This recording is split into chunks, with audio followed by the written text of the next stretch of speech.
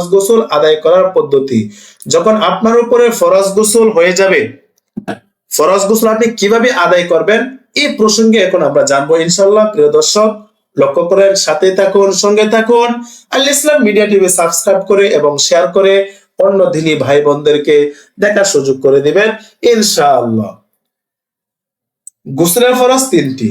গোসলের ফরজ ভাই কয়টি? তিনটি। এক, কুলি করা। দুই, নাকের ভেতর পানি দেওয়া। তিন, সমস্ত শরীর ধৌত করা। যখন কারো উপর গোসল ফরজ হয়, যেমন স্ত্রী সহবাসের পর বা স্বপ্নদোষ হওয়ার পর, তখন নিম্নের নিয়মে গোসল করে নিবে। নিয়মটা কি?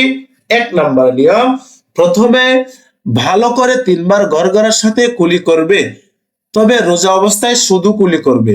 2, অতঃপর নাকের অভ্যন্তরে পানি পৌঁছাবে, নিশ্চিত করার প্রয়োজনে 3 বার নাকে পানি দিবে। এরপর 3 নাম্বার, সর্বশেষ সারা শরীরে পানি পৌঁছাবে। শরীরের কোনো অংশ সামান্য পরিমাণও যদি শুকনো থাকলেও শরীরের কোনো অংশ সামান্য পরিমাণ শুকনো থাকলেও ফরজ গোসল অসম্পূর্ণ থেকে যাবে। শরীরের ভিতরে যদি চুল পরিমাণ জায়গা শুকনা থাকে, গোসল করার সময় না ভিজে, তাহলে আপনার ফরজ গোসল পরিপূর্ণ হবে না, অসম্পূর্ণই থেকে যাবে। উম্মুল মুমিনিন হযরত আয়েশা রাদিয়াল্লাহু আনহা থেকে বর্ণিত, রাসূলুল্লাহ সাল্লাল্লাহু আলাইহি ওয়াসাল্লাম ফরজ গোসল প্রথমে 2 হাত ধৌত করতেন, তারপর ডান হাতে পানি ঢেলে বাম হাত দিয়ে বিশেষ স্থান ধৌত করতেন।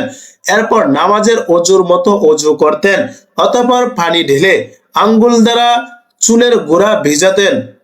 এরপর গোটা শরীরে পানি প্রবাহিত করতেন। সর্বশেষ 2 পা ধৌত করতেন। সহিহ বুখারীর অন্য বর্ণনায় এসেছে, আঙ্গুল দ্বারা চুলের গোড়া ভিজাতেন। চুলের গোড়া ভালোভাবে ভিজে যাবার পর 3 বার মাথায় পানি ঢালতেন। সহিহ বুখারী শরীফের 272, সহিহ মুসলিম শরীফের 316 নম্বর হাদিস। প্রিয় দর্শক, এরপর লক্ষ্য করেন, যদি ফরজ গোসল না হয়, এমনিতে সাধারণ গোসল হয়, তাহলে 3টি ফরজ আদায় না করলেও গোসল শুদ্ধ হবে। প্রিয় দর্শক, এখন আমরা জানবো ইনশাআল্লাহ গোসলের গুরুত্বপূর্ণ মাসাইল।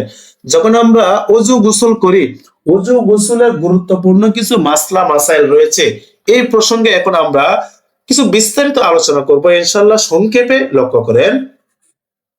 1 নম্বর আমরা দেখতে পাচ্ছি, ওযুর পর হাঁটুর উপর কাপড় উঠে গেলে ওযু নষ্ট হয় না। আমরা অনেকে মনে করি ওযুর পর হাঁটুর উপর কাপড় উঠে গেলে মনে হয় আমাদের ওযু ভেঙে যায়, কিন্তু আসলে তা না, ওযু ভেঙে না, ওযু কি হয় না? নষ্ট হয় না।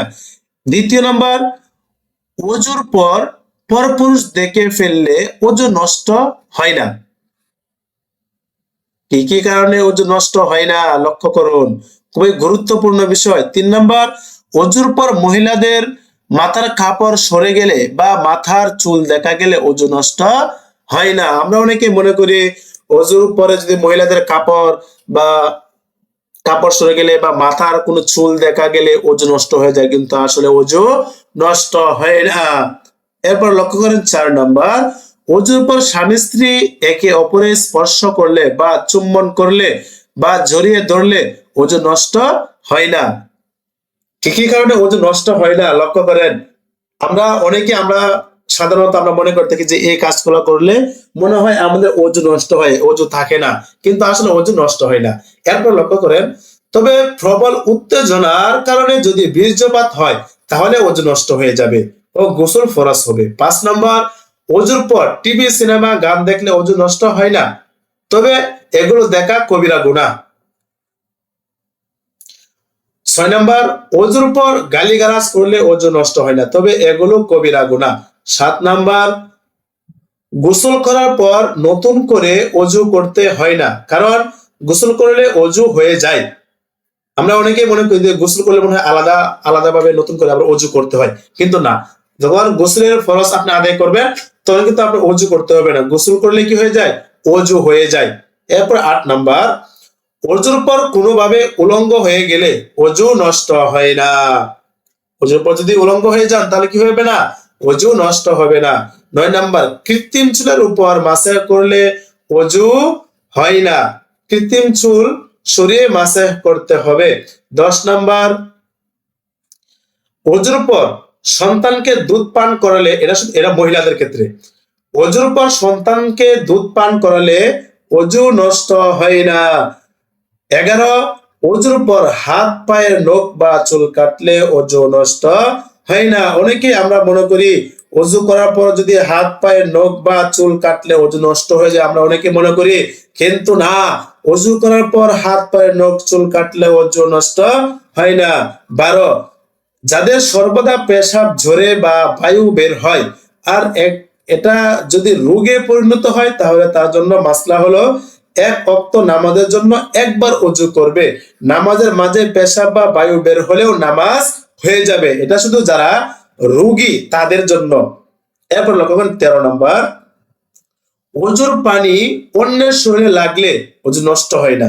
আমরা অনেকে মনে করি অজু করার সময় একজনের অজুর পানি আরেকজনের গায়ে লেগে গেলে আমরা মনে করি অজু নষ্ট হয়ে যায়, কিন্তু কি হয় না, অজু নষ্ট হয় না। এরপর 14 নম্বর, অজুর পর বাচ্চাদের বমি কাপড়ে বা শরীরে লাগলে অজু নষ্ট হবে কিনা? উত্তর না, ওই কাপড় বা শরীর নিয়ে নামাজ পড়া যাবে, নামাজ হয়ে যাবে। এরপর 15 নম্বর, লক্ষ্য করেন, অজুর পর খাওয়া দাওয়া করলে অজু নষ্ট হয় না। অজুর পরে খাওয়া দাওয়া করলে কি হয় না? অজু নষ্ট হয় না।